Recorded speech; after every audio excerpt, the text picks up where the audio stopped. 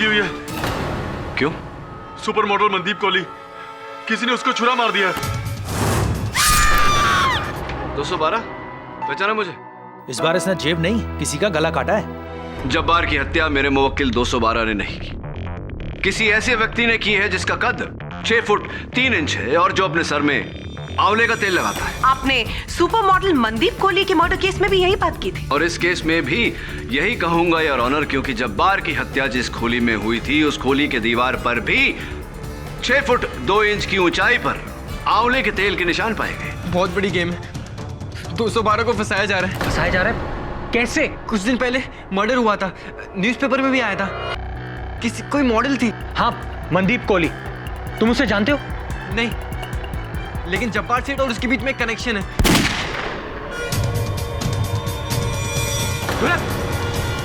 वरुण और ढोलक इस ऑफिस में अकेले थे और इस राइफल से ढोलक का खून हुआ और ये राइफल वरुण के हाथों में पाई गई है।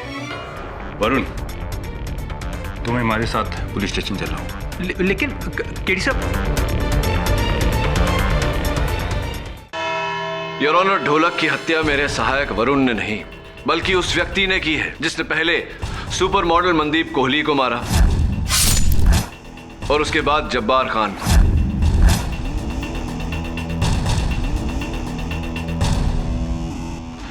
उसका प्रमाण यह है योर ऑनर, मुझे मेरे दफ्तर के बाहर 11 नंबर के जूतों के निशान मिले और मेरे दफ्तर में इस नाप का जूता कोई नहीं पहनता। स्पष्ट है योर ऑनर, जिस व्यक्ति के जूते का माप 11 नंबर होगा उसका कद भी 6 फुट से ज्यादा होगा और उसके सर पर चमेली का तेल, ओह आई एम सो सॉरी, आपका फेवरेट आंवले का तेल होगा। मिस्टर पाठक, आपका ये गुमनाम व्यक्ति एक्चुअली सांता क्लॉज की तरह लगने लगा है। आपकी हर प्रॉब्लम का हल बनकर आ रहा है। आप मुझे एक बात बताइए कि आप इस मनगढ़ंत किलर की मदद से कितने लोगों को बचाएंगे? मिस बोस, इसी सांता क्लॉज ने आसरा अनाथालय के बाहर मेरे सहायक वरुण पर गोली चलाई थी। किसने कहा? वरुण ने? वरुण ने तो हमसे यह भी कहा है कि ढोलक ने मरने से पहले मनदीप कोहली और जब्बार खान की मौतों के बीच का संबंध भी बताया था। हम क्यों माने आपके असिस्टेंट की? नहीं मानिए, मत मानिए, वरुण की बात मत मानिए, पर मुझे विश्वास है कि इंस्पेक्टर दवे की बात आप अवश्य मानेंगे। सर, केडी ने मुझे किसी गाड़ी का नंबर दिया था, किसी संजय भट्ट की गाड़ी है। केडी के अनुसार उसी गाड़ी से वरुण पे गोली चलाई गई थी। सर, मैंने संजय भट्ट को बहुत ढूंढा लेकिन वो नहीं मिला क्योंकि वो गोवा में था, लेकिन आज सुबह ही गोवा पुलिस की मदद से उसे वापस बुलाया गया है। फैंटास्टिक, धन्यवाद इंस्पेक्टर दवे। आप मिले मिस्टर भट्ट से? जी हाँ। कितना कद है उनका? 6 फुट 3 इंच। क्या वो बालों में? हाँ, आंवले का तेल लगाते हैं। और जूतों का साइज? जूते का साइज है 11।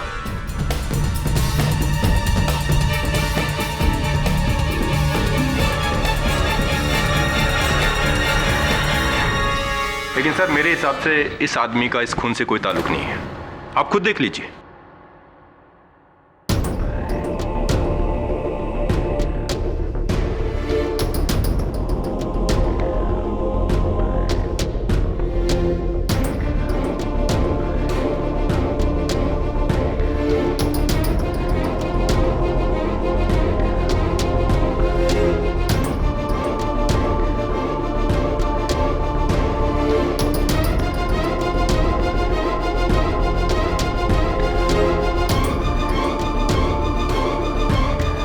मिस्टर पाठक, ये है आपके शार्प शूटर जिन्होंने 3 लोगों का कोल्ड ब्लडेड मर्डर किया है, अ फिजिकली चैलेंज्ड मैन।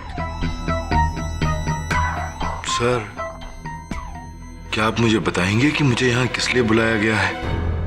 मैं एक बिजनेसमैन हूँ और गोवा में एक इंपॉर्टेंट मीटिंग को अटेंड कर रहा था।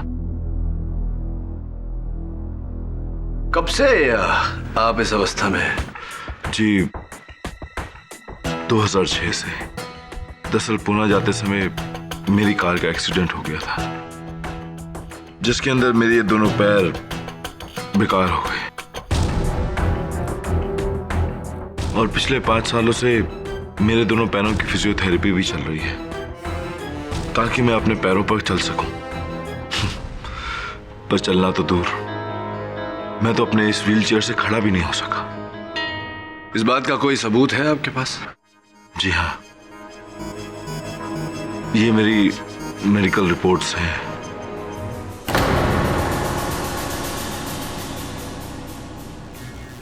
यही आपको मेरी हालत बयान कर देगी।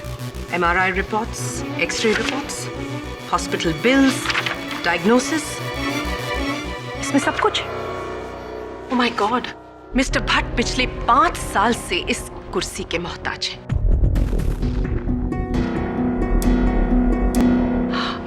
मिस्टर भट्ट, आपका निशाना कैसा है?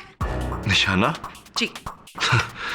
मैडम, मैं एक बिजनेसमैन हूँ, कोई प्रोफेशनल किलर या शार्क शूटर नहीं, जिससे आप ये निशाने की बात कर रही हैं। तो ऑब्वियसली फिर ये राइफल भी आपकी नहीं है। मैडम, क्या आप लोगों ने मुझे यहाँ पर मेरी बेइज्जती करने के लिए बुलाया है? सर, क्या आप बताएंगे कि एक्चुअली माजरा क्या है, प्रॉब्लम क्या है आपका?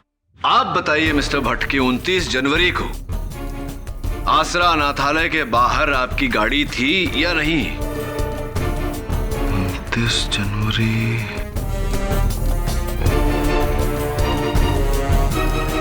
सर, आसरा अनाथालय के सामने एक मंदिर है जहां मैं दर्शनों के लिए अक्सर जाया करता हूं। शायद हो सकता है कि 29 जनवरी के दिन भी शायद उधर से गुजरा हूं।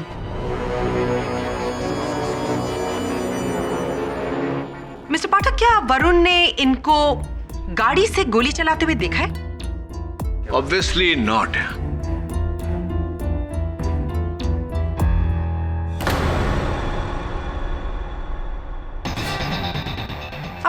आप क्या कर रहे हैं मिस्टर पाठक? आपके इस तरह घूरने से एक विकलांग व्यक्ति अपनी व्हीलचेयर से खड़ा होकर चलने नहीं लगेगा। योर ऑनर, इनका यहां पर होना ही खुद में एक बहुत बड़ी गलती है। योर ऑनर, वही कद, जूतों का वही नाप, सर में वही तेल, क्या ये सब संयोग है? मिस्टर पाठक, जो है वो आपके सामने है। आप इन्हें झूठा साबित करने की कोशिश कर रहे हैं इन मेडिकल रिपोर्ट्स को झुठलाकर।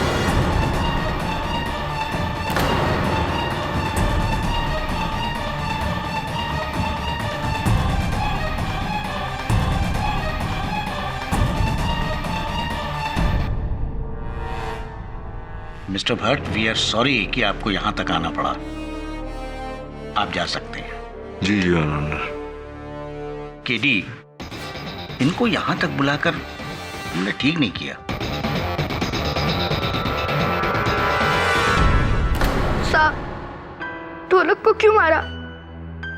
एक ही भाई था, वो भी गया।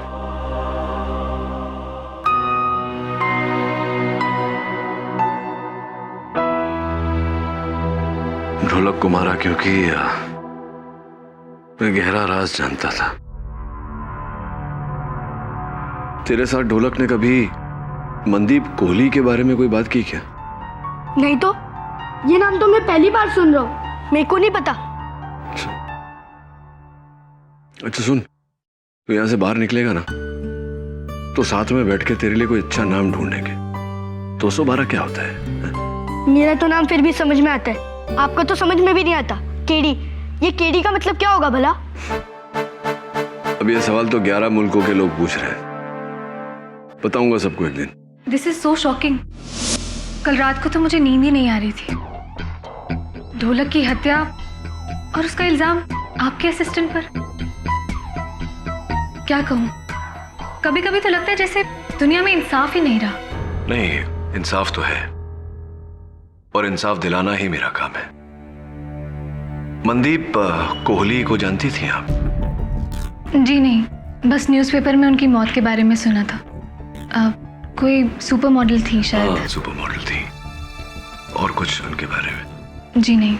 ये ढोलक ने कभी आपसे किसी राज का जिक्र किया, कोई बात जो वो छिपाए हुए था? जी नहीं, बस एक बार उसने मुझसे कहा था कि जब बार के यहाँ कोई आदमी काम करता है, रेड्डी। जी हाँ, रेड्डी, और वो उसे दुबई ले जाकर नौकरी दिलवाना चाहता है कमीशन लेकर, और जब बार को बिना बताए। और या इतना ही सिर्फ? जी बस इतना ही।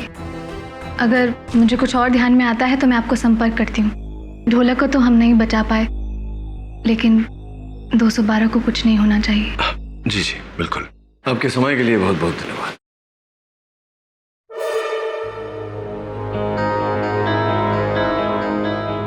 अंगूठी बड़ी प्यारी पहनी है आपने। Thank you.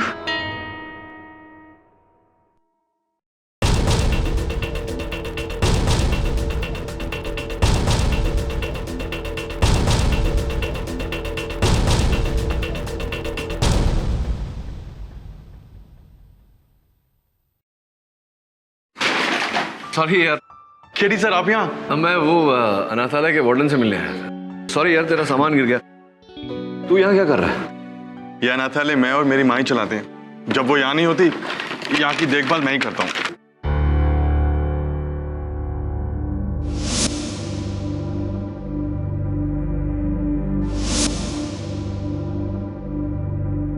ये किसी नई कंपनी की फोन से? जी, ये इसी कंपनी ने हमारे स्टाफ के लोगों के लिए दिए हैं और एक फ्री सैंपल भी दिया था। अच्छा, फ्री सैंपल किसको दिया तुमने? वो हमारी वार्डन माहौली के पास। क्यों? सुन, एक काम करेगा मेरा? हाँ सर, क्यों नहीं। आपने मेरी जान जो बचाई है, आपके लिए कुछ भी। हुक्म कीजिए। हाँ माहौली जी, तो वाह, अरे वाह, आपकी ये अंगूठी तो बड़ी प्यारी है, सुंदर है। देखें, असली हीरे, महंगी होगी। क्षमा चाहता हूँ पूछने के लिए, कितने की होगी? जी, ये मुझे तोहफे में मिली है, मुझे इसकी कीमत नहीं मालूम। अच्छा, जहां तक मेरा ज्ञान है ये होगी 3-3.5 लाख रुपए की। कहना पड़ेगा आपके पतिदेव आप पर बहुत कृपालु हैं। जी, मेरी शादी नहीं हुई है। बोली जी, आजकल कुछ याद नहीं रहता मुझे ठीक से, क्षमा चाहता हूँ। आपके रिकॉर्ड्स के अनुसार यही था, आपकी शादी नहीं हुई। तो फिर आपके जो मंगेतर जी हैं वो जी, क्या हुआ? मंगनी नहीं हुई? तो जो भी अब जो मंगेतर होने वाले हैं, जो हाल फिलहाल आपके जो मित्र हैं, बॉयफ्रेंड हैं, उन्होंने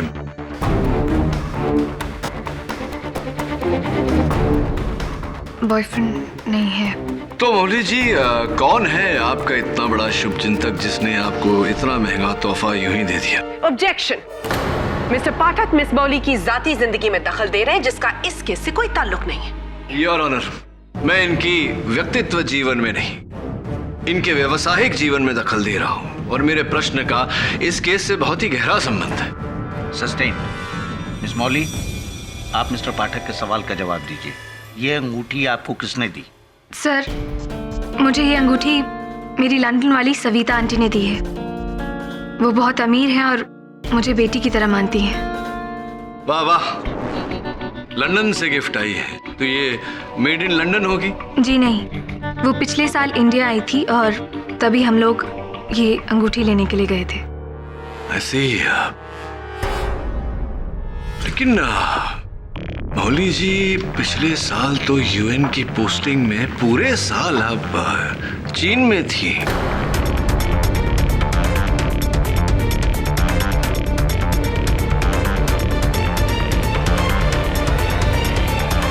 अब सोच रही होंगी कि मुझे आपके बारे में इतनी सब जानकारी कैसे हुई। आपके मित्र नीरज महेंद्र जी की सहायता से, और इनकी सहायता से ये भी मुझे पता चला है कि ये जो टी शर्ट आपके ड्राइवर के खोली में पाई गई, ये टी शर्ट दरअसल ढोलक की है, जिसका अर्थ ये होता है कि ढोलक छिपा हुआ था आपके पास ही, लेकिन आपने किसी को इस बारे में बताया नहीं। क्यों नहीं बताया? बाबूलाल, वो लड़का ढोलक जिसे मैंने तुम्हारे पास छुपाया है, उसे कहीं जाने मत देना जब तक मैं ना कहूँ।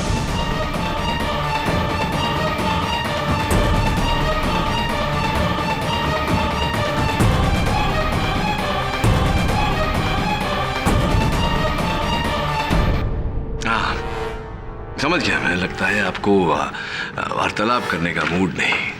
चलिए ये बताइए, ब्लड डायमंड, क्या आपने ये दो शब्द कभी सुने? जी, अफ्रीका में वो तराशे गए हीरे जिन्हें हासिल करने के लिए कई लोगों की जानें जाती हैं। पर ये हीरा सर्टिफाइड है। सर्टिफाइड है, जायज है, इसकी रसीद भी होगी आपके पास। क्या इसकी रसीद हम सबको ये विश्वास दिला सकती है मौली जी कि इसके पीछे किसी की जान नहीं गई, किसी का लहू नहीं बहा? मौली जी, ये दृष्टिकोण भी बहुत ही विचित्र बात होती है। देखने वालों को आपकी अंगुली पर ये चमकती दमकती हीरे की अंगूठी नजर आती है, किंतु मेरी नजरिए से आपके कांधों पर एक 17 साल के बच्चे की लाश का बोझ नजर आता है मुझे। ढोलक, ढोलक मौली जी, जिसने अपने 17 सालों में 3.5 लाख तो क्या 3,500 भी नहीं देखे होंगे, दुर्भाग्यवश अब देख भी नहीं पाएगा।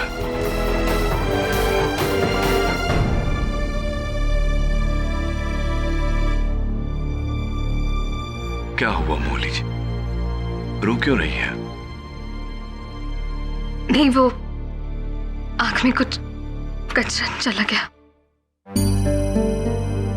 ढोलक को तो बचा ना सके, अब 212 को कुछ नहीं होना चाहिए। ढोलक को तो हम नहीं बचा पाए, लेकिन 212 को कुछ नहीं होना चाहिए। आप ही के शब्द हैं मौली जी। आपकी आंखों में ये जो आंसू है, संभवतः झूठ को पिघलाकर सच का रूप दे सकते हैं। कोशिश तो कीजिए सच बोलने की, प्लीज।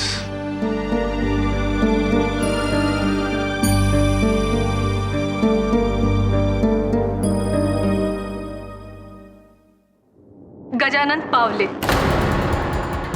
लोगों के लिए तो ये लोहे का व्यापार करता है, लेकिन असल में इसका व्यापार बच्चे हैं।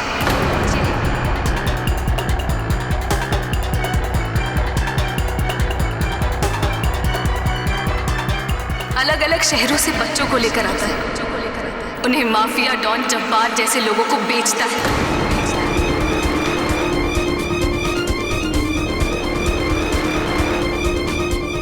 उनसे चोरियां करवाता है, भीख मंगवाता है।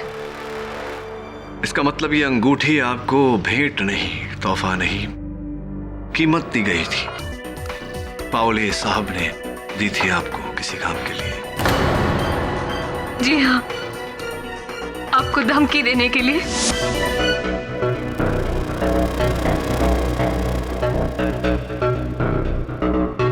हेलो, ये 10 है। 10 और तुम्हारे केस वापस लेने के बाद मिलेंगे। और ढोलक का पता बताने के लिए।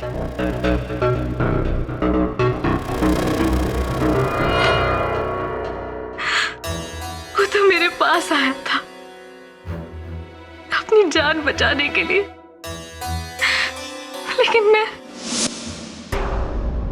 टीचर दीदी, जब्बार सेठ का किसी ने मर्डर कर दिया है। क्या?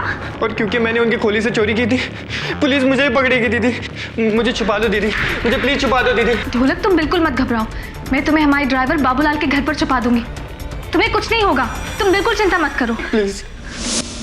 मैं 3.5 लाख की अंगूठी के लिए उसका दिया वादा मैंने तोड़ दिया, लेकिन इससे पहले कि मैं ढोलक को पावले को देती, वो वहां से भाग गया था। और जब्बार खान की मृत्यु में क्या हाथ था आपका? उसके बारे में मुझे कुछ नहीं मालूम, और ना ही मनदीप कोहली की मौत के बारे में कुछ पता है। कुछ तो पता होगा। मुझे इन कत्लों के बारे में कुछ भी मालूम नहीं है, और ना ही ढोलक के कत्ल के बारे में कुछ पता है।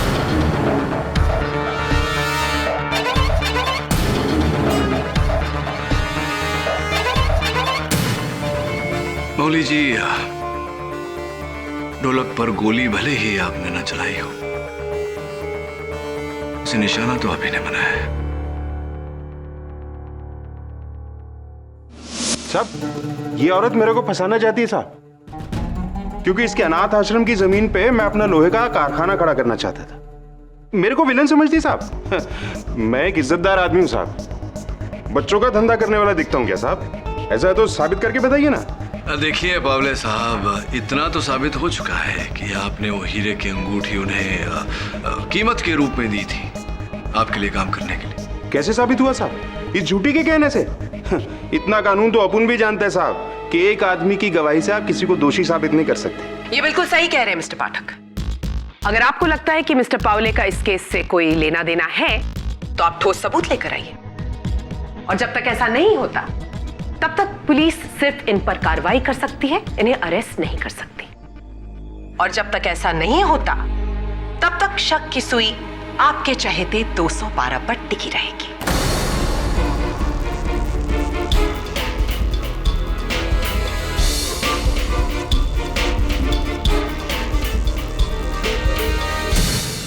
Thank you sir, thank God आपने मुझे छुड़वा लिया। इंस्पेक्टर दवे तो अलग ही ट्रिप पे था।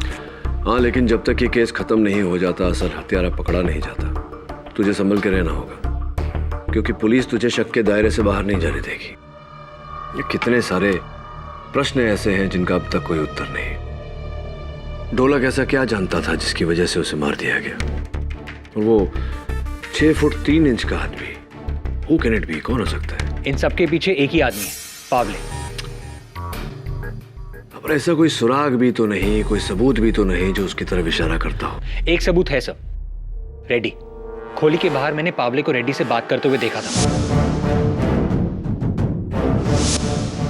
अगर हम रेड्डी को तोड़ेंगे तो हम पावले तक पहुंच सकते हैं, और पावले के थ्रू असली कातिल तक। और सर मुझे लगता है कि असली कातिल रेड्डी है, क्योंकि इस केस में वही है जो 6 फुट से ऊपर है।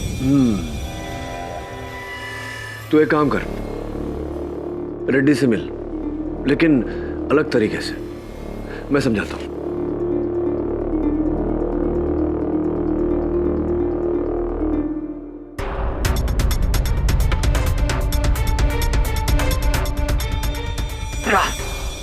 कहीं जा रहे हो रेड्डी? तुम हटिया दे। उस दिन ऑफिस में तुम ही थे ना? तुम ही ने ढोलक को मारा है। पागल हो गया क्या? पैसे, घड़ी, ये तो वही है जो 212 और ढोलक ने जब्बार से चुराए थे। तुम्हारे पास कैसे? हट। इसका मतलब ये है तुमने जब्बार को मारा इन पैसों के लिए? नहीं मारा मेरे बाप। अब हट यहाँ से, वरना पावले आएगा, हम दोनों को मार देगा। पावले का इस केस से कोई लेना देना नहीं है, ये सब तूने किया है। पावले कैसे कोई लेना देना नहीं है? अरे साला बाप है बाप हम लोगों का। हम लोग तो छोटे मोटे मोरे हैं, असली खिलाड़ी तो साला वो है। इंस्पेक्टर दवे, सुन लिया तुमने? हाँ सुन लिया। मैं तो इसको डराने के लिए पावले का नाम ले रहा था। पावले का इससे कोई कनेक्शन नहीं है। कनेक्शन तो तेरा भी नहीं है रेड्डी इस केस से, क्योंकि मैं तेरे सारे कनेक्शन तोड़ के ऊपर वाले से जोड़ने वाला हूँ। ये बता कि पहली गोली छाती पे मारूं या पीठ पे? मुझे मत मारो साहब। पीठ पे मारो, ताकि बोल सके कि पुलिस से भागते वक्त पीठ पे गोली लगी। यार छाती पे मारोगे तो खुद फंस जाओगे। तो एक काम करता हूँ ना, पहली गोली घुटने पे मारता हूँ और दूसरी पीठ पे, ताकि सबको लगे कि मैंने इसको एक चांस दिया। नहीं, मुझे मत मारो। सुपर आइडिया, मार दो गोली। अरे लेकिन लेफ्ट में या राइट पे? इससे पूछते ना, ये भी क्या याद रखे? बोल, लेफ्ट या राइट? मत मारो साहब, मेरे को मत मारो साहब। जल्दी बोल, टाइम नहीं है मेरे पास। सच या झूठ, लेफ्ट या राइट? सच बोलता हूँ।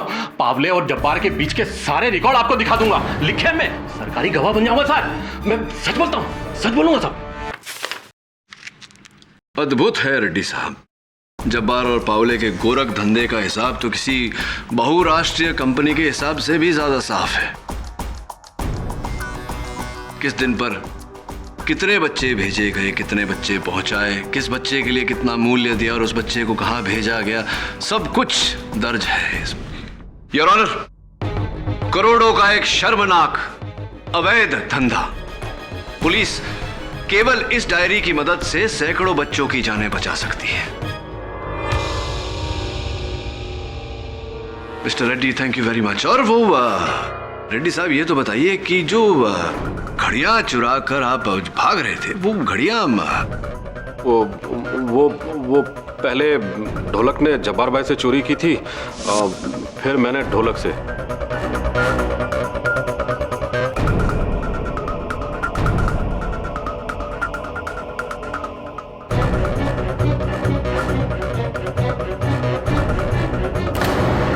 और जब्बार भाई की मौत के बाद वो पानी का गिलास छुपाकर मैंने 212 को फंसाया, ताकि मैं इस मामले से क्लियर रहूं।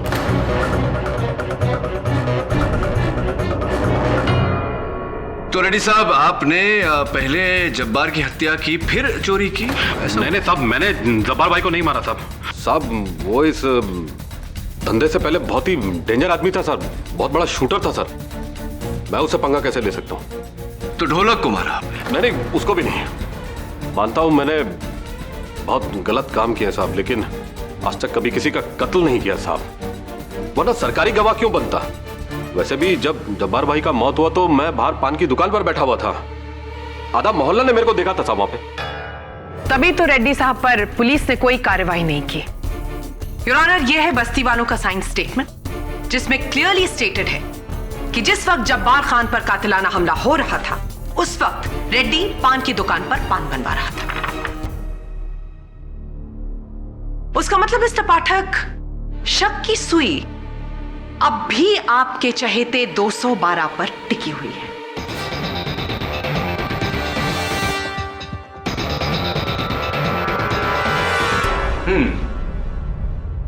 क्या करें हम रेड्डी साहब?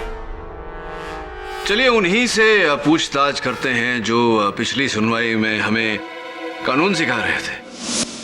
एक ही गवाह के बयान से कुछ साबित नहीं होता, साबित करना है तो सबूत लाओ।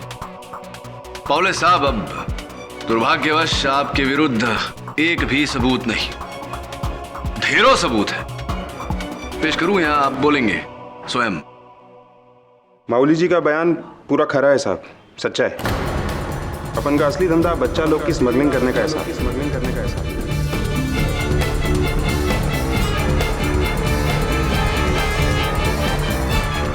जब्बार को बच्चे मैं ही बेचता था साहब, और माऊली जी के जरिए आपको केस छोड़ने के लिए पैसे मैंने ही भिजवाए थे साहब।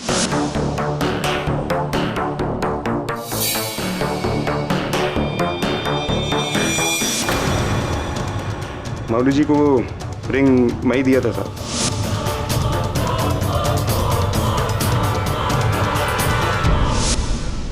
ताकि वो ढोलक को मुझ तक पहुंचा दे। ढोलक को क्यों मारना चाहते थे आप? कारण? जब्बार से पहले 4 साल तक ढोलक अपुन के साथ काम करता था साहब। अपुन के धंधे के बारे में सब कुछ जानता था वो। कैसे जाने देता साहब उसको मैं? हाँ, मैं उसे मारना चाहता था, लेकिन इससे पहले कि मैं उससे पहुंच पाता वो भागे साहब। फिर तो आपने मेरे सहायक वरुण पर गोली भी नहीं चलाई होगी। कसम से साहब, मैं किसी को नहीं मारा साहब, ना ढोलक को ना जब्बार को। जब्बार तो मेरा खास आदमी था साहब, उसे मार के मैं अपना नुकसान क्यों करता? उल्टा जब्बार जब से मरा है मेरा तो वाट लगा हुआ है साहब। He's got a point, Mr Pathak. Jabbar मरा और उसकी वजह से पावले का ये पूरा रैकेट एक्सपोज हुआ, तो ऑब्वियसली पावले ने जब्बार को नहीं मारा है, ना ही मौली ने मारा है और ना ही रेड्डी ने। आप कितनी ही ब्रिलियंट स्ट्रैटेजी क्यों न लगा लें, लेकिन अल्टीमेटली बॉल जाकर तो लगनी स्टंप्स पर ही। यानी कि आपका ये केस क्लीन बोल्ड होने वाला है। आपके क्लाइंट 212 पर ना तो कत्ल का इल्जाम हटा है और ना हटेगा।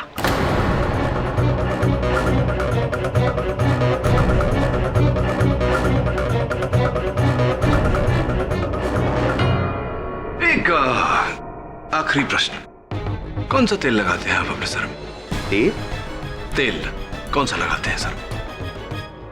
टेंशन मत लो साहब, 3 इडियट्स पिक्चर देखी है ना, ऐसे करते रहने का, ऐसे all is well, all is well. तो बड़ा फिल्मी है यार, हैं? ये सब पिक्चरों में होता है, वास्तविकता में नहीं। All is well, all is well. ये केस के बारे में जितना सोचता हूँ मेरा दिमाग तेरे नाम की तरह 212 दिशाओं में दौड़ता है, हर जगह से खाली हाथ लौटता है। बात बता, कहीं ऐसा तो नहीं कि ढोलक नहीं मारा हो जब्बार को? नहीं साहब, ढोलक ने कुछ नहीं किया, लेकिन मैंने भी कुछ नहीं किया। हाँ, और आप भी कुछ मत करो, छोड़ दो ये केस। छोड़ दूं ये केस? हाँ। तो तेरी वाट लगेगी उसका क्या? है? ज्यादा से ज्यादा क्या होगा, अपन जेल जाएगा ना, चलता है। इधर कम से कम सर पे छत और 2 रोटी फिक्स तो है ना, बाकी की जिंदगी यही कटेगा। ऐसा कभी मत सोचना 212। ऐसा सोचने लगेगी ना तेरी पीढ़ी, तो ये देश जीते जी मर जाएगा। वैसे भी इस देश की हालत कुछ ज्यादा अच्छी है नहीं, और तू देखना, ना केवल तू अदालत से बाइज्जत बरी होगा, बल्कि एक दिन ये समाज जो तुझे इस वक्त अपने दामन पर काला धब्बा समझ रही है, एक दिन ये समाज तेरे दामन पर मेडल लगाएगी।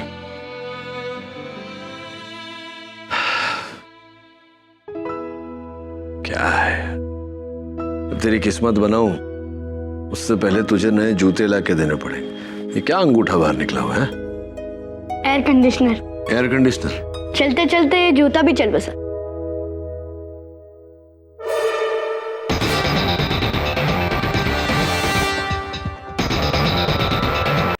मिसेस बिलिमोरिया, अरे मिसेस बिलिमोरिया कहाँ गई? सर वो है नहीं ऑफिस में। कोई बात नहीं, एक काम कर, जज साहब को एक अर्जी टाइप कर और 212 के केस की जल्द से जल्द डेट की appeal. Right sir, I will do it right away. लेकिन बात क्या है? अरे तू टाइप तो कर, बताता हूँ ना अदालत में।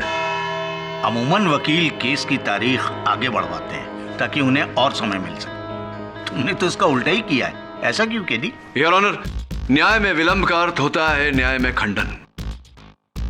न्याय जितना जल्द हो जाए उतना ही अच्छा। चलिए अच्छा है, लगता है इस केस का डिसीजन आज ही आ जाएगा।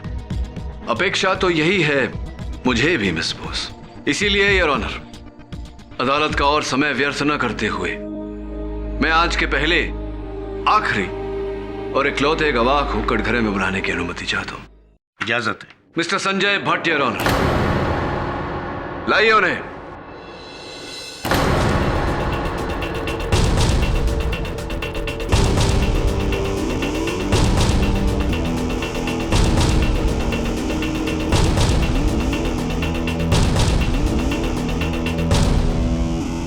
ये क्या ज्यादती है मिस्टर पाठक? पिछली बार मिस्टर भट्ट को बुला के हम ऑलरेडी परेशान कर चुके हैं। Why now? ये बात तो ठीक है भट्ट साहब, आपको द्वितीय बार अदालत में आने का कष्ट दिया, इसके लिए मैं क्षमा चाहता हूं आपसे, किंतु आज आपका यहाँ होना अति आवश्यक था। जी? क्या कहा था आपने पिछली सुनवाई में कि पिछले 5 वर्षों से आप अपने पैरों पर चल नहीं पाए? जी। और कुछ उतने ही समय से आप अपनी इस पहियों वाली कुर्सी से खड़े तक नहीं हुए, उठे नहीं। जी, ये बात तो मैं शायद आपको पिछली बार भी बता चुका हूं और शायद मेरी रिपोर्टें भी यही बयान करती हैं।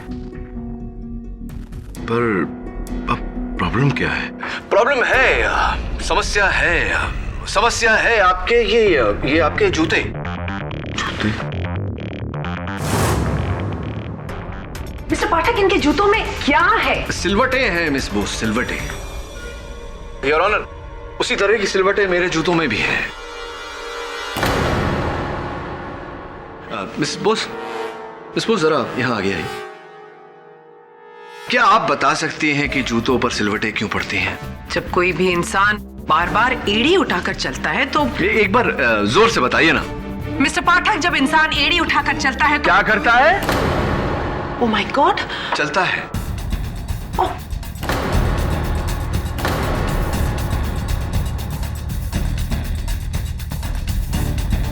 जब इंसान चलता है तो उसके जूतों में सिलवटें पड़ जाती है। इसका अर्थ ये हुआ संजय जी कि आप चल सकते हैं। जी, मैं नहीं चल सकता। झूठ बोल रहे हैं आप।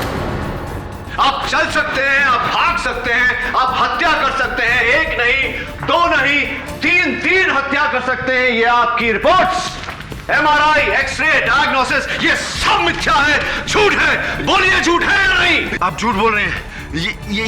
ये रिपोर्ट्स एकदम सच्ची हैं। नहीं चल सकते। जी हाँ, मैं नहीं चल सकता। आप खड़े भी नहीं हो सकते। नहीं हो सकता मैं।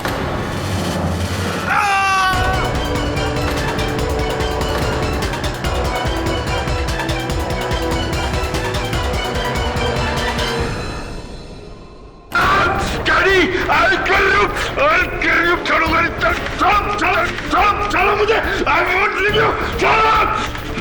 छोड़ूंगा नहीं तेरे को मैं, छोड़ो मुझे, I'll kill you! जी हाँ जज साहब, अपुन ने इस वरन पर गोली चलाया था।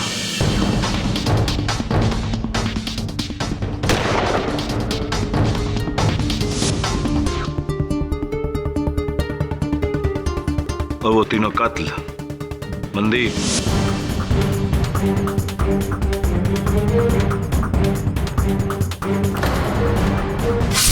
ढोलक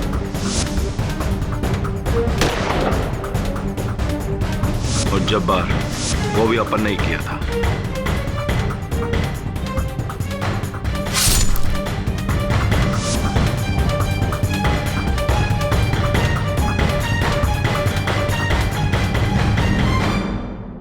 तो अब इन सारी बातों को जोड़ने के बाद मेरे मन में इकलौता एक शब्दीय प्रश्न, क्यों?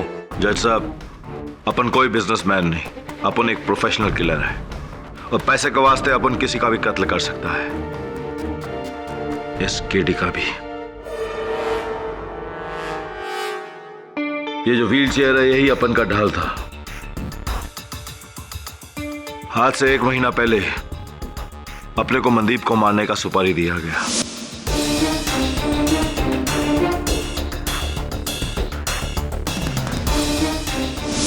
और उसके कुछ ही दिनों बाद अपने को दूसरा सुपारी दिया गया, जब्बार को मारने का।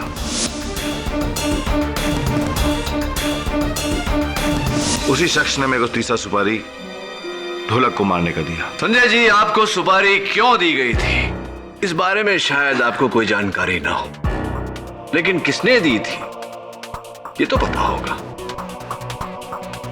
हाँ जज साहब, आपने उसे पहचानता है, उसका नाम है। पर आप सुपारी देने वाले का नाम बताएं, उससे पहले मैं अदालत को सुपारी देने का उद्देश्य बता देता हूं। योर ऑनर, वरुण पर गोली इसलिए चलवाई गई ताकि मैं डर कर इस केस से पीछे हट जाऊं।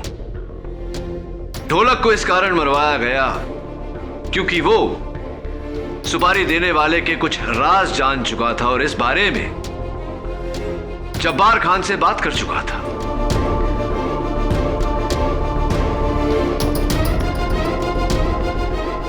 जब्बार को इसलिए मारा गया क्योंकि सबसे पहले सर्वप्रथम मनदीप को मारने की सुपारी जब्बार को दी गई थी, लेकिन किसी कारणवश जब्बार ने इनकार कर दिया क्योंकि उसे इस बात का ज्ञान हो गया था उसे मारना भी आवश्यक हो गया था। इसी कारण इन तीनों लोगों को मारने की सुपारी मिस्टर संजय भट्ट को दी गई। मिस्टर पाठक, मनदीप को क्यों मारा? मिस बोस, आपके हर प्रश्न का उत्तर तो मेरे पास है नहीं। हाँ, लेकिन मुझे पूरा विश्वास है कि आपके इस प्रश्न का उत्तर मिस्टर नीरज महेंद्रू के पास अवश्य होगा। क्या कहते हैं मिस्टर महेंद्रू? मेरा और मनदीप का ब्रेकअप इसलिए हुआ था क्योंकि वो मुझसे शादी करना चाहती थी और मैं नहीं। और एक दिन चुपके से उसने किसी और लड़की के साथ मेरा कॉम्प्रोमाइजिंग वीडियो बना लिया था और वो मुझे ब्लैकमेल करने लग गई थी। मैं घबरा गया था क्योंकि अगर वो वीडियो बाहर आ जाता, कोई देख लेता तो मेरा सोशल इमेज एकदम खत्म हो जाता। तो बस मैंने घबराकर मनदीप को मारने का प्लान कर लिया। फिर मैं जब्बार से मिला, लेकिन वहां उस लड़के ढोलक ने मुझे देख लिया था।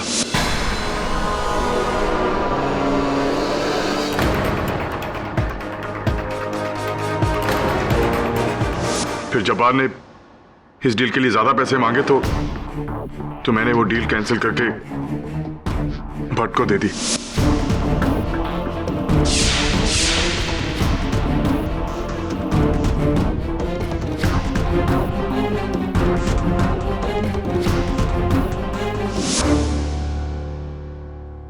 मनदीप मरी, लेकिन जब्बार को भी मारना पड़ा और उस लड़के ढोलक को भी।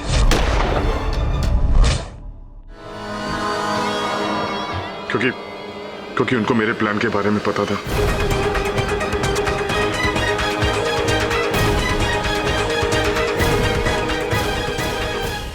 बुजुर्ग कह गए हैं कि मनुष्य की भलाई इसी में है कि वह जल्द से जल्द अपनी भूल स्वीकार कर ले और उस भूल का सुधार कर ले। एक भूल मैंने की थी आपको यहां से रिहा करके, जिसका अब सुधार कर लिया मैंने।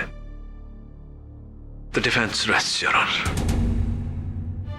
यह अदालत नीरज महेंद्रू और संजय भट्ट को मनदीप कोहली, जब्बार खान और ढोलक उर्फ दिनेश राठौड़ के कत्ल के इल्जाम में भागीदार मानते हुए फौरन हिरासत में लेने का हुक्म देती है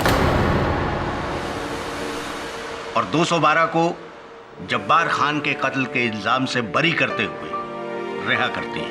द केस इज क्लोज्ड।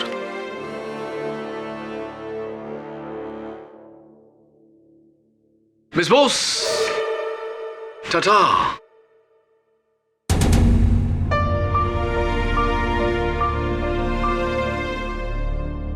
अब देख, किसी की जेब में मत काटना। साहब, अपन हमेशा सोचता था कि एक दिन अपन भी अपने माँ बाप को ढूंढेगा, लेकिन आप मिल गए तो ऐसा लगता वो मिल गए। आपने जो कहा था वो करके दिखाया साहब। अरे अब तक तो आधा ही वादा पूरा किया है, बाकी का आधा वरुण दे। सर, ये ले, ये रहा पंचगिनी के स्कूल का तेरा दाखिला पत्र। पढ़ लिख ले, फिर आगे चल के जो बनना होगा ना तुझे, डॉक्टर, इंजीनियर, पायलट, मैं हूं तेरे साथ। ओके? अपन को तो बस एक ही चीज बनना है। क्या? वकील, आपके जैसा। क्यों? ताकि मैं भी बड़ा होके किसी 213 को बचा सकूं। क्या बोल रही है?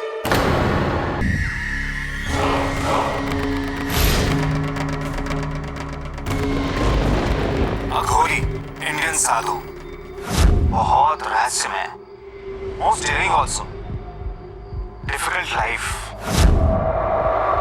शमशानों में रहते हैं, अमंग्स द मुर्दा, अमंग्स द भूत प्रेत। We should not make them angry. We should not भड़काओ them. Otherwise, this शमशान will be our शमशान। तो कहने का मतलब ये है कि आज हम किसी शमशान में किसी अघोरी बाबा से मिलने नहीं जा रहे, बल्कि किसी गुफा में किसी शेर से मिलने जा रहे हैं। इसलिए हमें जो इज्जत देनी है वो तो देनी है, वरना जान जानी। Is that okay, Stephen? Excellent, Devendra. Well done. Isn't this exciting, Amanda? Excited? लेकिन बहुत डर भी लग रहा है। Relax, Amanda.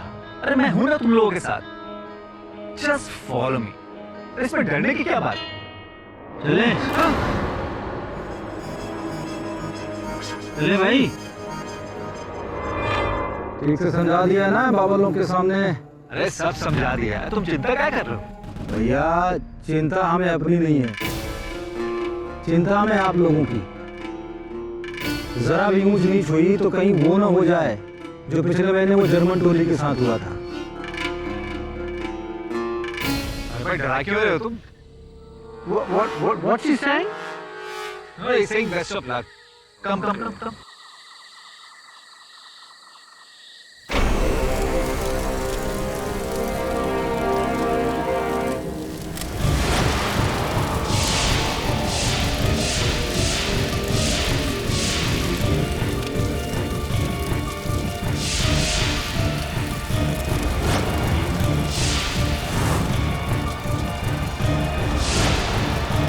चरण बाबा की जय हो।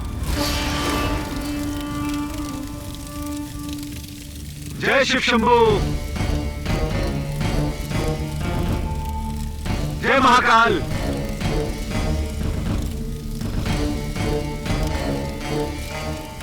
जगानंद बाबा, वो लोग आ गए हैं। जय महाकाल।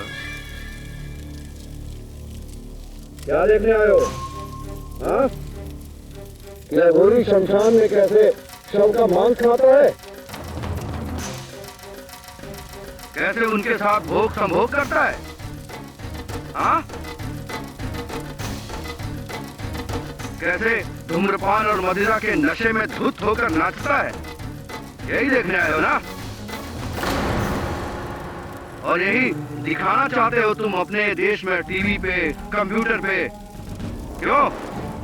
यही छवि है ना हम लोगों की तुम्हारे मन में? हाँ? नहीं बाबा जी, हम तो दुनिया को आपकी सही छवि दिखाना चाहते हैं।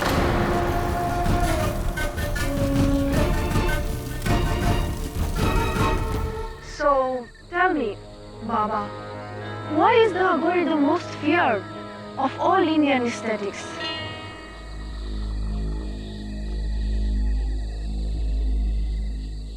बाबा ये पूछ रही है कि साधकों में लोग अघोरियों से सबसे ज्यादा घबराते क्यों हैं?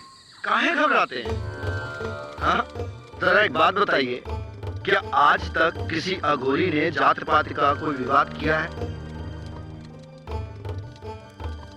राज या राजनीति में घुसकर आम आदमी के जीवन को कभी उथल पुथल किया है?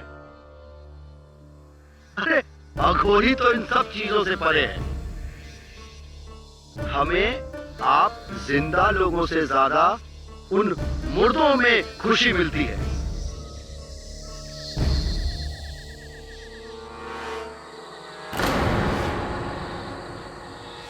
यदि आपत्ति होनी चाहिए तो उन्हें होनी चाहिए, आप लोगों को नहीं।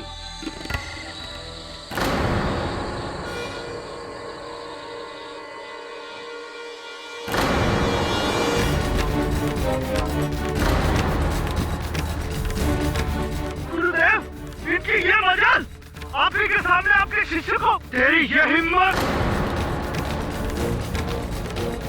यही के यही भस्म कर दूंगा तुझे। बाबा जी माफ कर दो, हमारी बहन को गलती हुई। बाबा आदमी को बोलो बिहेव करने के लिए। अनकूट गवाह, तूने मेरे शिष्य को गाली देकर मुझे गाली दी है। इस शमशान और हमारी साधना का अपमान किया है तूने। इसका भुगतान तुझे अपनी सांसों से देना होगा।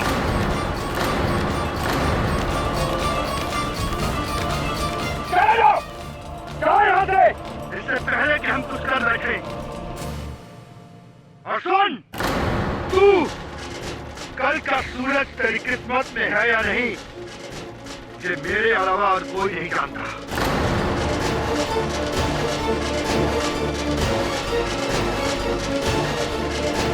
जाओ!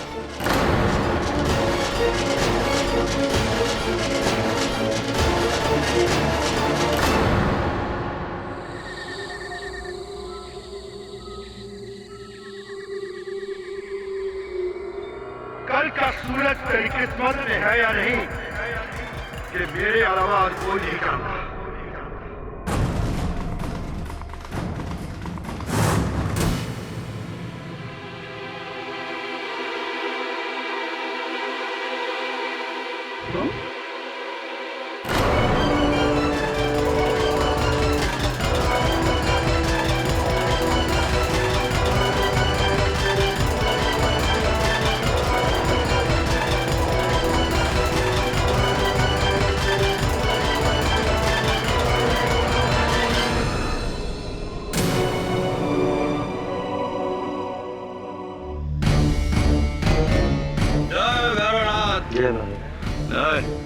फोन करना है। क्षमा करें महाराज, आपकी दुकान है।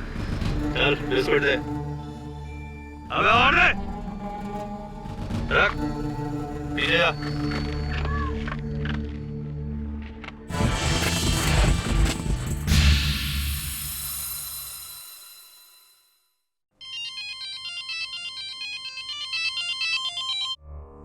हेलो, जय शिव शंभू। बोलिए। केडी पाठक बात कर रहे हैं। जी, आप कौन? देखिए, हम हरिद्वार से अघोरी चंडीदास बात कर रहे हैं। परम पूजनीय बाबा जगानंद जी के शिष्य बाबा आपसे मिलना चाहते हैं। जगानंद बाबा? जगानंद बाबा वही है जो ऋषिकेश में एक डॉक्यूमेंट्री फिल्म मेकर। हाँ वही। देखिए, हमारे बाबा पूरी तरह से निर्दोष हैं और अब उनको बचाने की पूरी जिम्मेदारी आपकी है। हाँ, आप ही को उन्हें बचाना पड़ेगा। देखिए, बहुत पुण्य का काम है, बहुत पुण्य का काम है और आप बहुत भाग्यशाली है कि बाबा ने स्वयं आपको चुना है। तो बताइए कब आ रहे हैं आप? ऐसी है। और मेरा नंबर कहाँ से मिला आपको? आपकी माता श्री ने। बहुत बड़ी भक्त है हमारे बाबा की। अगर आपको यकीन नहीं आता तो हमारे फोन काटते पश्चात ही उनका फोन आपको आ जाएगा। ठीक है केडी भैया, तो मिलते हैं गंगा जी के तट पर। जय Shiv Shambhu. Is everything okay, sir? Yeah, everything's fine. किसको फोन था सर? पता नहीं, कोई बाबा।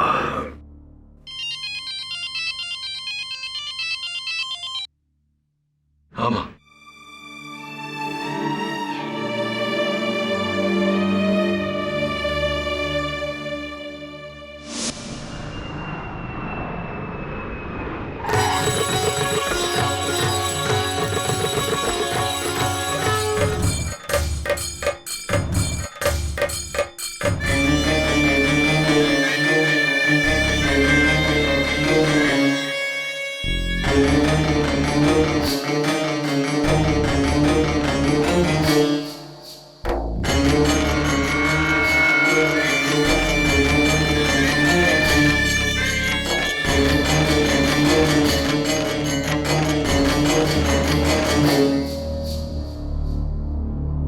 शमशान की राख है।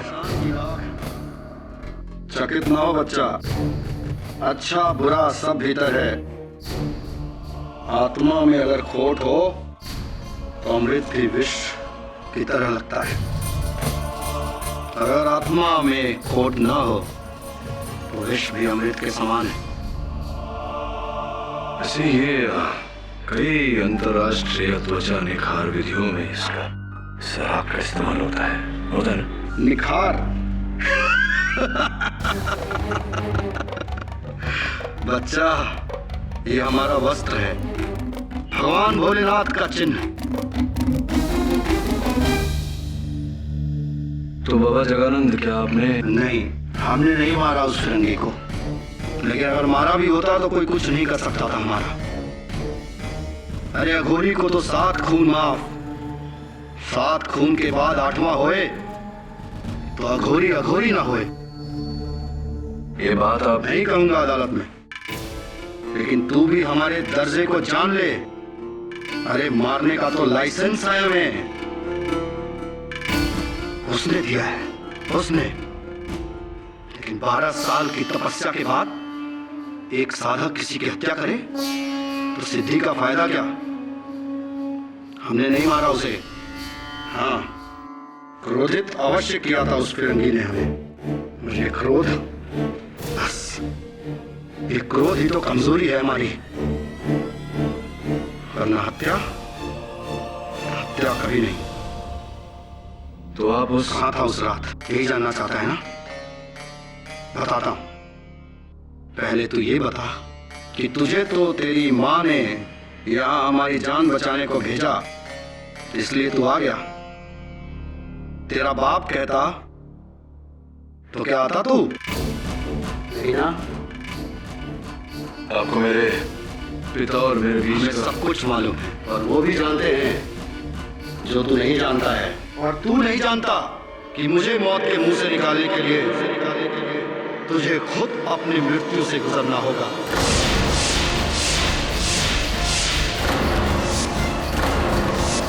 जय भोले बाबा की। मैंने बहुत डरावने किस्से सुने नगोरी के बारे में सर ट्रस्ट मी, ये बहुत संकी टाइप के लोग होते हैं। अरे, तो कितना डरता है यार। ये लोग सत्य की खोज में अपना पूरा जीवन व्यतीत कर देते हैं, और तू इस केस की सत्य की खोज में इतना नहीं कर सकता। तू चिंता मत कर, ये लोग सिर्फ मुर्दे इंसानों को खाते हैं, जिंदा को नहीं। तो जिंदा है अभी, डोंट वरी यार। How dare you? तो तुम वही सिटी लॉयर हो जो स्टीवन के मर्डरर को बचाने आया? How can you? मैडम, देखिए आपको गलतफहमी हो रही है। मैं यहाँ स्टीवन के हत्यारे को बचाने नहीं, असल हत्यारे को ढूंढ कर उसे सजा दिलाने है। Then why are you saving that Aghori? He is a killer.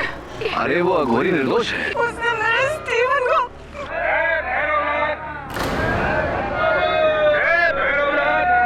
जरा संभालिए आप मैडम को।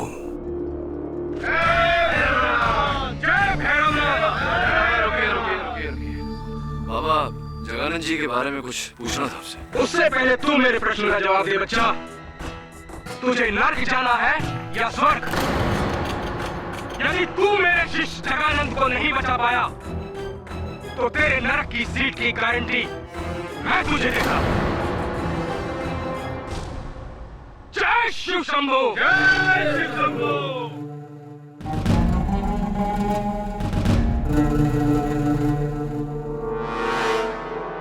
वेलकम टू हरिद्वार केडी भाई। अब यहाँ इतनी दूर आए हो तो मोक्ष प्राप्त करके ही जाना। जय भोलेनाथ।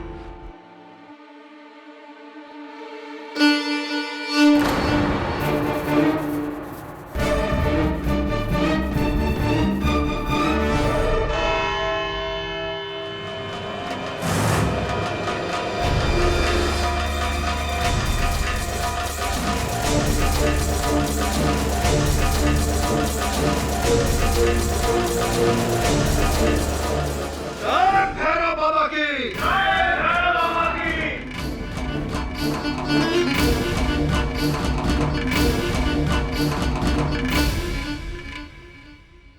न्यायाधीश महोदय पधारे हैं।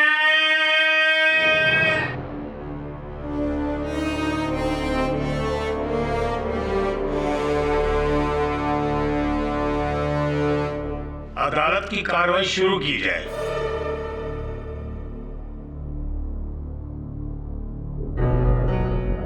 न्यायाधीश महोदय, इससे पूर्व मैं अपने तर्क देना आरंभ करूं, आप सभी के समक्ष में एक बात स्पष्ट कर देना चाहता हूं कि हमारे संविधान में ये लिखा गया है कि कानून की दृष्टि में अमीर, गरीब, स्त्री, पुरुष, जाति पात, साधु और शैतान सभी एक समान है। कानून यदि कुछ देखता है तो मात्र दोषी को या फिर निर्दोष को। इसलिए कटघरे में खड़ा हुआ ये व्यक्ति हमारे लिए ना तो कोई साधक है और ना कोई अघोरी, ये मात्र एक आम इंसान है। ये है अगर कुछ तो सिर्फ दोषी। प्रोसिक्यूटर पंत, यूं शब्दों के बाण चलाने से कुछ प्राप्त नहीं होगा। अगर आप इन्हें दोषी ठहराना चाहते हैं तो इनका दोष प्रमाणित करना होगा। मैं वही सिद्ध करने जा रहा हूं। न्यायाधीश महोदय, लंदन से दो लोग, स्टीवन मार्क्स और अमेंडा थॉमस, अघोरियों पर एक डॉक्यूमेंट्री फिल्म बनाने के लिए आए और वो 11 जनवरी की रात को दुधेरी ताल के शमशान घाट में श्री जगानंद जी से मिलने गए। वहां पर जगानंद जी और स्टीवन के बीच कुछ तर्क वितर्क हुआ और मामला इतना गर्म हो गया कि जगानंद जी ने स्टीवन को मौत की धमकी दे डाली। और उस रात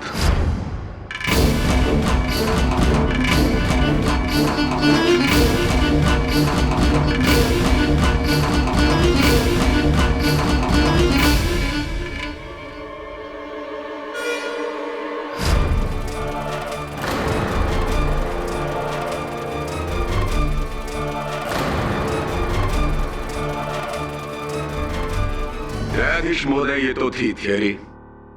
आइए प्रैक्टिकल पर चलते हैं। सबूत।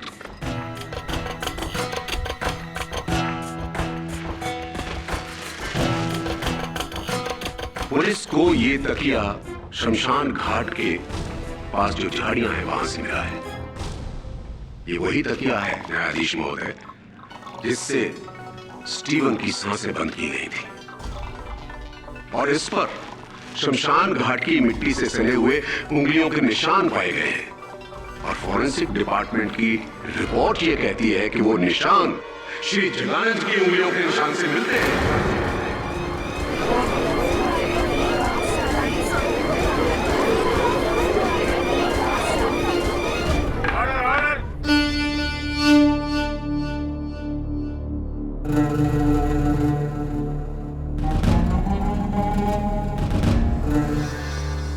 जगानंद जी, आपकी उंगलियों के निशान स्टीवन मार्क्स के तकिए पर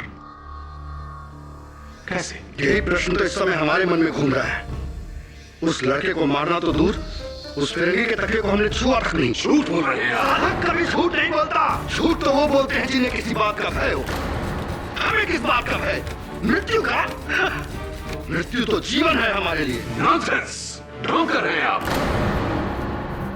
आप कहते क्यों नहीं कि आप ही ने स्टीवन को मारा है? न्यायाधीश महोदय, मैं अपना पहला गवाह प्रस्तुत करने जा रहा हूं। स्टीवन और अमेंडा का कैमरामैन दिव्येंदु सक्सेना।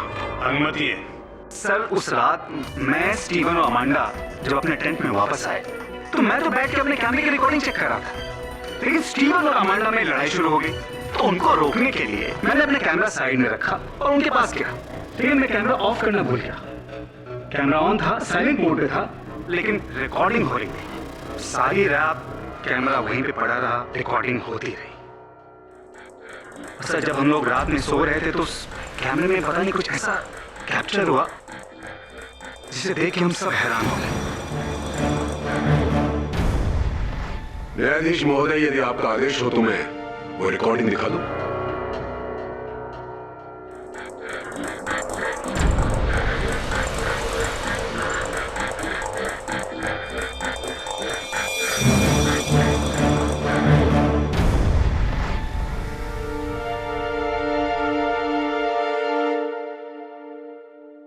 अफसोस कि ये टेप यहीं पर खत्म हो गया, अन्यथा हम जगानंद जी को स्टीवन मास्क का मर्डर करके बाहर आते हुए भी देख लेते। मुझे पूरा विश्वास है मिस्टर केडी कि आप इस रिकॉर्डिंग को झूठा नहीं कर पाएंगे। जगानंद जी, सभी ने यहां पर सभी ने आपको स्टीवन के टेंट में जाते हुए देखा है। हाँ, मैं गया था उस फिरंगी के पास, लेकिन उसके पास जाने का कारण उसको मारना नहीं, उससे क्षमा मांगना था। क्षमा मांगने? उस रात उन लोगों के जाने के बाद हमारे चेहरों से हमें सत्य का पता चला कि किस तरह हमारे ही शिष्य चंडीदास ने उस लड़की के साथ छेड़खानी की।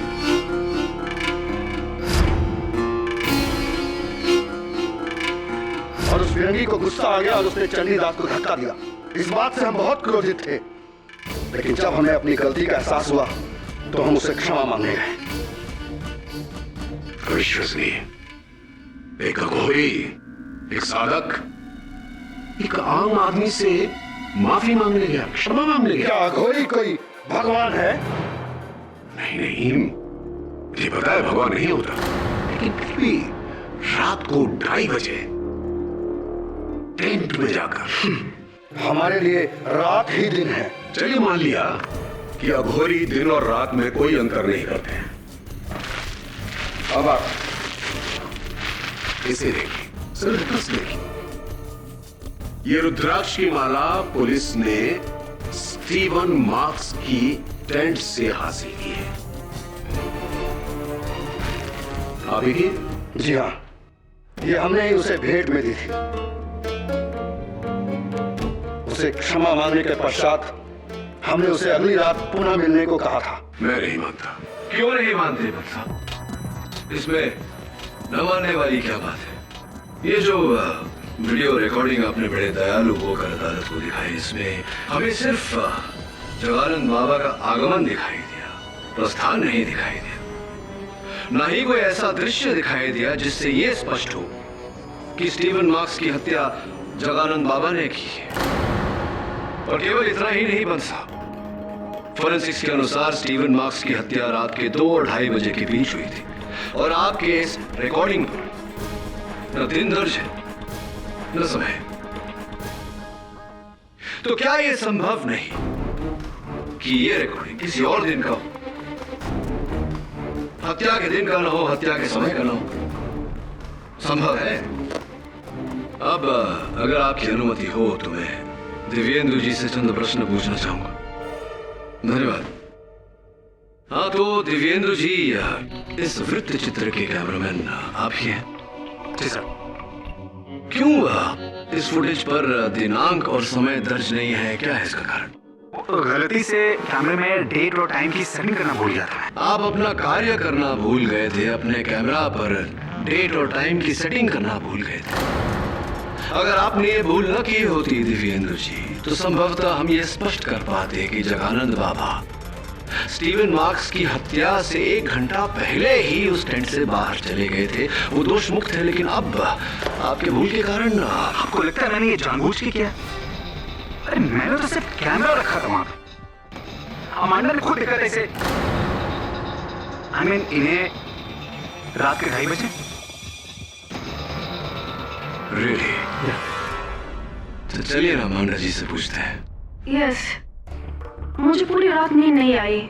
मैं अपने टेंट में थी जब रात की 2:30 बजे मैंने बाहर एक शैडो देखा।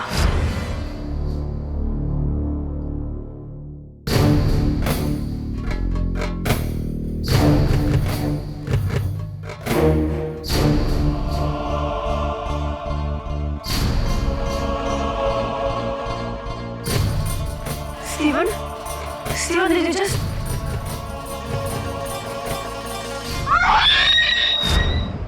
अमांडा जी, आपको पूरा विश्वास है कि रात के 2:30 बज रहे थे?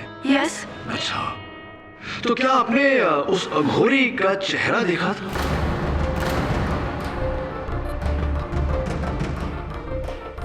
Well, no, but it has to be him. और कौन होगा? हो तो कोई भी सकता था। ये देखिए कितने सारे अघोरी हैं। Your Honor, बात में थोड़ी विचित्रता है। दिव्येंदु जी ने हमें दृश्य दिखाया किंतु दिनांक का पता नहीं, समय का पता नहीं। और अमेंडा जी कह रही हैं कि उन्हें समय का पता है किंतु चेहरा इन्होंने नहीं देखा। इसमें विचित्रता की क्या बात है? दो आधे आधे दृष्टिकोण हैं। यदि उन्हें मिला दिया जाए तो एक संपूर्ण दृष्टिकोण बन जाता है। इसका अर्थ यह हुआ कि जगानंद जी ही हत्यारे हैं।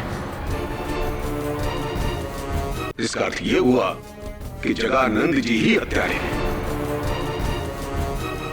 समय अनुसार पता चल ही जाएगा। अमेंडा जी, उस टेंट में जगानंद जी के जाने के बाद एक तीसरा व्यक्ति भी आया था, या कहूं कि आई थी। आप You think I killed Steven? Maybe. No, I loved him. वो मेरा बॉयफ्रेंड था। बॉयफ्रेंड था, भूतकाल, पास्ट टेंस। नहीं समझे आप? कोई बात नहीं, मैं समझाता हूं आपको इस वीडियो रिकॉर्डिंग के जरिए। थोड़ा सा रिवाइंड करके देखते हैं कि जब दिव्येंदु जी व्यस्त थे आपके और स्टीवन के बीच जो लड़ाई हो रही थी उसे सुलझाने में, तब क्या हुआ था।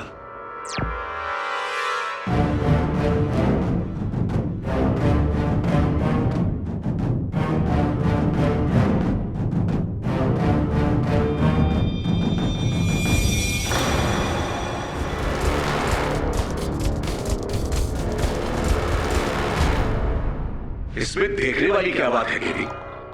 अमेंडा जी गुस्सा हो रही है स्टीवन पर कि उसकी वजह से उनकी डॉक्यूमेंट्री अधूरी रह गई और स्टीवन उनको समझा रहा है। बस इतनी सी बात। यस, आई एग्री, बट इस घटना के बाद अमेंडा जी, स्टीवन ने अपने गले से एक चेन तोड़कर जमीन पर फेंकी थी, जिसके कारण आप फूट फूट कर रोने लगी थी। क्या था ये chain? A gift of love, प्यार की निशानी शायद। That I no. No. Are you sure? क्योंकि वो चेन अभी हमारे पास नहीं।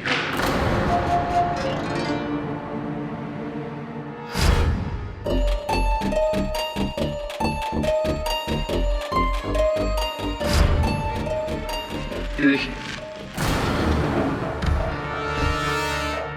यही है, यही चेन है। इसके पीछे कुछ लिखा हुआ है अमेंडा जी, देखिए। फॉरएवर लव, सो स्वीट, कभी ना खत्म होने वाला प्यार। अमेंडा जी, क्या आप अब भी यही कहेंगी कि ये चेन आपने स्टीवन को प्यार की निशानी के रूप में नहीं दिया था?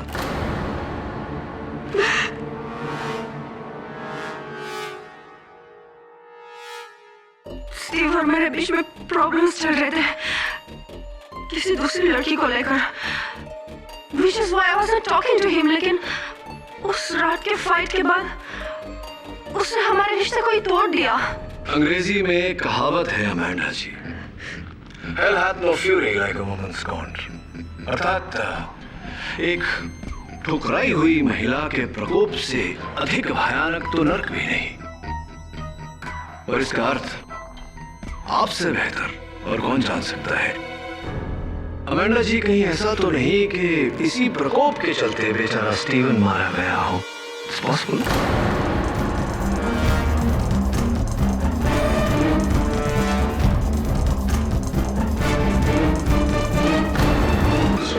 मिस्टर पाठक, इससे पहले कि आप अमेंडा का रिश्ता इस केस से जोड़ दें, मैं आपको वापस इस केस में ले चलता हूं।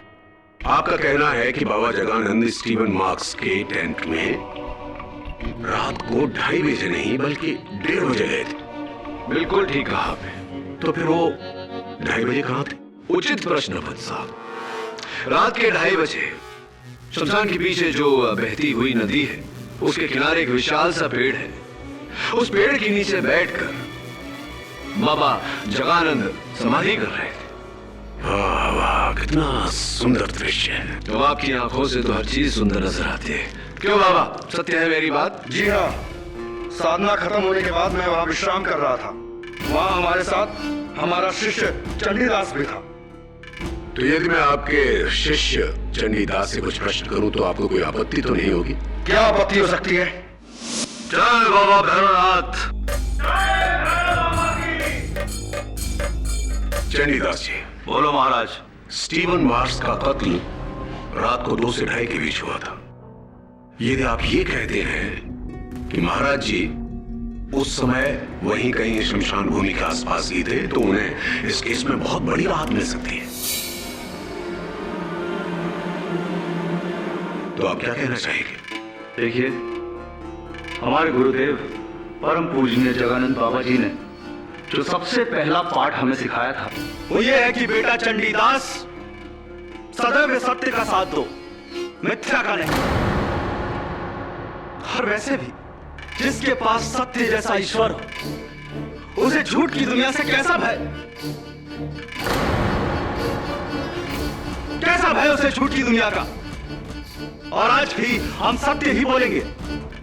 और सत्य यह है कि उस रात 2 से 2:30 के बीच परम पूजनीय गुरुदेव जगानंद महाराज शमशान भूमि पर, और आज भी हम सत्य ही बोलेंगे। और सत्य यह है कि उस रात 2 से 2:30 के बीच परम पूजनीय गुरुदेव जगानंद महाराज शमशान भूमि पर नहीं थे।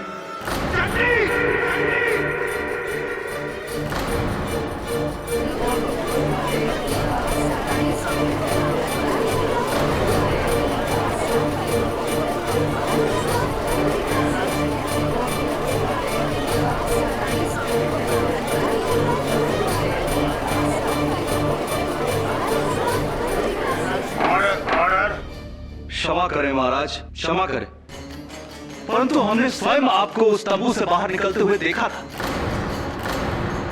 और उस तकिए को झाड़ियों में फेंकते हुए भी देखा था। अच्छा किया महाराज, जो मार दिया आपने उस लौंडे को। और वैसे भी आपको कैसा भय, कैसा भय है आपको?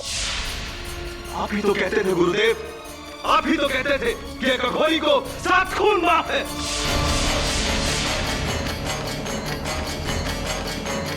दुष्ट, हम भाग गए, हम सब भाग गए। तू क्या करना चाहता है? घबराइए मत महाराज। अरे ये तुच्छ प्राणी क्या जाने आपकी शक्तियों को, क्या समझेंगे आपकी ताकत को? अभी तो सिर्फ 1 खून हुआ है महाराज, अगर 6 खून और भी हो जाए ना, तो भी स्वयं शमशान माता आकर आपको बचा लेगी। चुप हो जा तू, चुप हो जा। हमें क्रोध इस बात का नहीं कि तू हमारे विरुद्ध झूठ बोल रहा है, हमें क्रोध इस बात का है कि तू मेरा शिष्य होकर झूठ बोलता है। अघोरियों का नाम मिट्टी में मिला दिया तूने। तुझे तो नरक में भी जगह नहीं मिलेगी, नरक में भी जगह नहीं मिलेगी तुझे।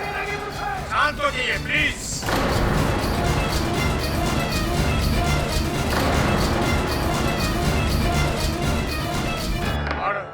तेरे इस झूठ से धरती फटे न फटे, अंबर फटेगा बिजली से, और तेरे काले दिल की तरह तेरा जिस्म भी जलकर काला हो जाएगा। तुझे मेरे प्रकोप से और मां तारा भवानी के प्रकोप से कोई बचा नहीं सकता। मैं वो जानता हूँ जो कोई नहीं जानता। तू मरेगा, कल ही मरेगा।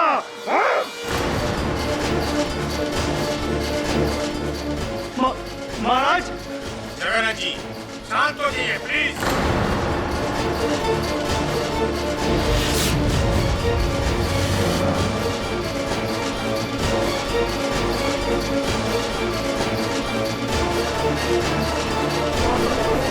ऑर्डर, शांत रहिए।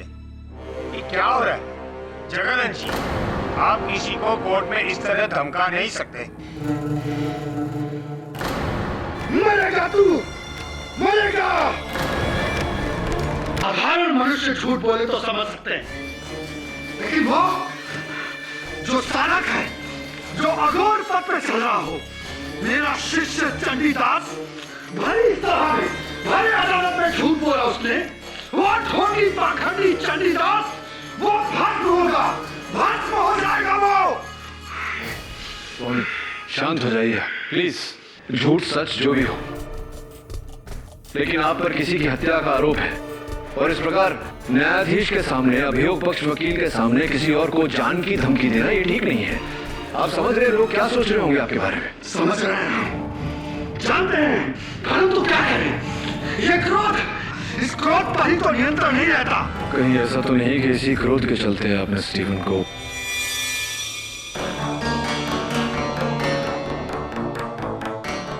कहावत तो सुनी होगी तुमने, जो बादल गरजते हैं वो बरसते नहीं, और जो बरसते हैं वो गरजते नहीं। और मैं कौन सा बादल हूं ये तो सिर्फ मैं ही जानता हूं, तू भी नहीं जानता, और जो मैं जानता हूं वो कोई नहीं जानता। और रही बात उस चंडीदास की, तो सुन ले मेरी बात, उस चंडीदास के ऊपर तो मौत के बादल मंडराने लगे हैं।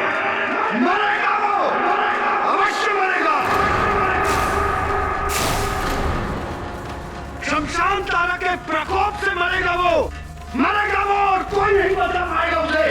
सुन रहा तो मेरी बात, कोई नहीं बचा पाएगा उसे। जा जा तू, मुझे अपनी साधना में बैठना है। जय बाबा भोलेनाथ की, जय बाबा।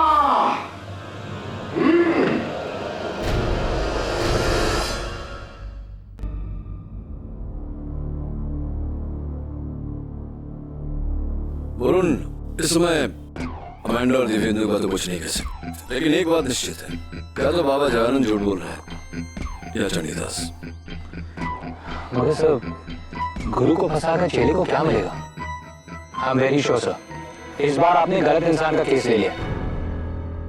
नहीं, वो पिलो केस, वीडियो फुटेज, ये सारे सबूत कह रहे हैं कि अक्सर वरुण, जो दिखता है वो होता नहीं, और जो होता है वो दिखता नहीं। हमें वो देखने की चेष्टा करनी चाहिए जो देखने पर भी नहीं दिखा, क्योंकि वो दिखना चाहता नहीं। मिसाल के तौर पे मेरे पीछे खड़ी हुई घूंघट में महिला है ना, अभी मत मुड़ना, सचेत हो जाएगी। ये देख, ये महिला शमशान में भी थी और कल अदालत में भी। जरा जाके पता लगा कि घूंघट चेहरा छिपाने के लिए है या असलियत छिपाने के लिए। अरे भैया। हाँ साहब। कहाँ जा रहे हो? हाँ, वहाँ जरा काम से जा रहा था। अरे रुको रुको, हमारे। हाँ, उधर से आइए साहब।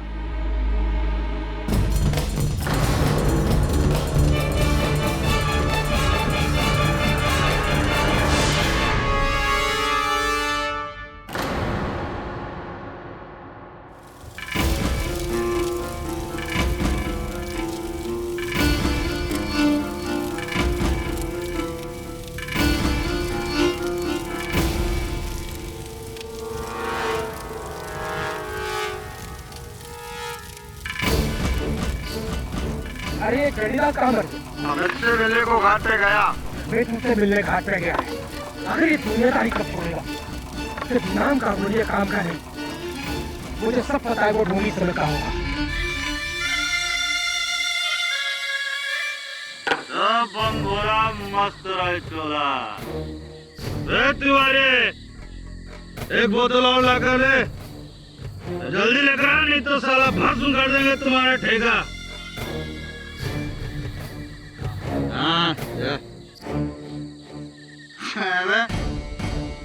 जब हम इलेक्ट्रीशियन थे तो सारा गली का कुत्ता नहीं पूछता था हम। राज देखो, सब मजा लो, कोई हमारी बात काट दे। अरे भाई, राज करते हैं हम यहाँ पर, समझे? राज करते हैं सब मुफ्त में भैया। अच्छा, तो इसलिए आप अघोरी बने? घड़ी वड़ी है तुम्हारी, निकालो, क्या देख रहे हो? बनाएगा कौन दे?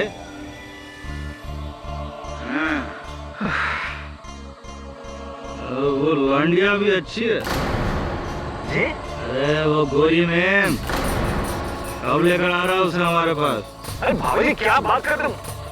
मैं कहाँ से उसको लेके आऊंगा भाभी जी? यही पे लकड़े जला के रख कर देंगे तुमको। रुका नहीं लगा रात में जाके साला सब सच सच।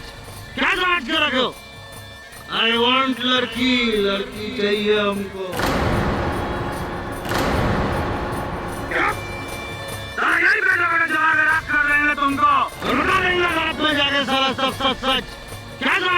बाबू जी एक मिनट आई वांट लड़की चाहिए हमको।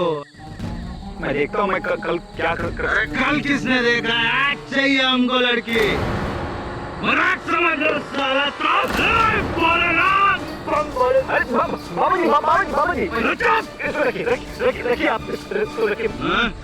रखो देखता हूँ मैं क्या कर। चाहिए हमको।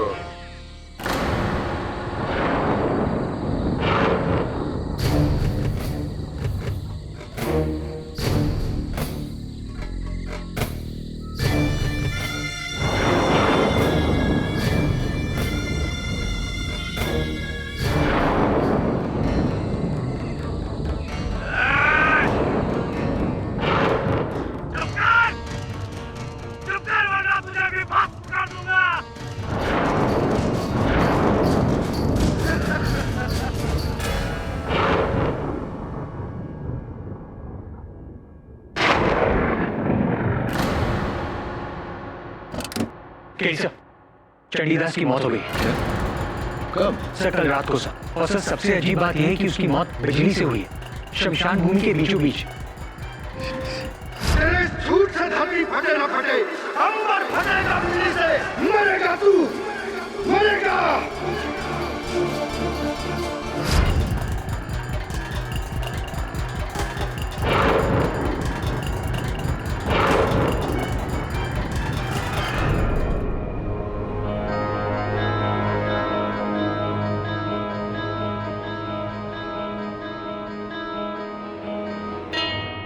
कल पूरी रात बिजली कड़की साहब, हमारे सामने बिक गया था। इसके बाद इसकी चीख सुनाई दी और साहब आकर देखते हैं तो ये मरा पड़ा हुआ था। पूरा बदन काला पड़ गया था साहब। लेकिन यहाँ तो ना बिजली का खंबा है ना तार, बिजली लगी कैसे उसे? अंबर फटा, बिजली चमकी और चंडी मर गया।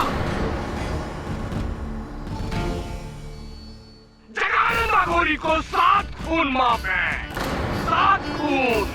अभी तो 2 ही हुए हैं, 5 और बाकी है।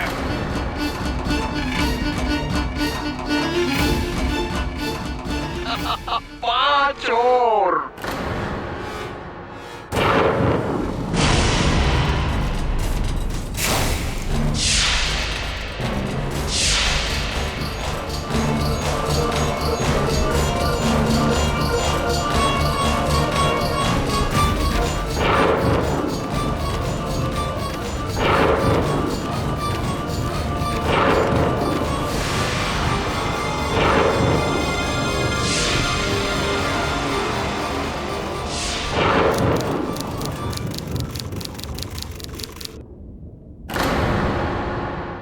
ऐसे और भी मज़ेदार वीडियो के लिए हमारे चैनल को लाइक, शेयर और सब्सक्राइब करें।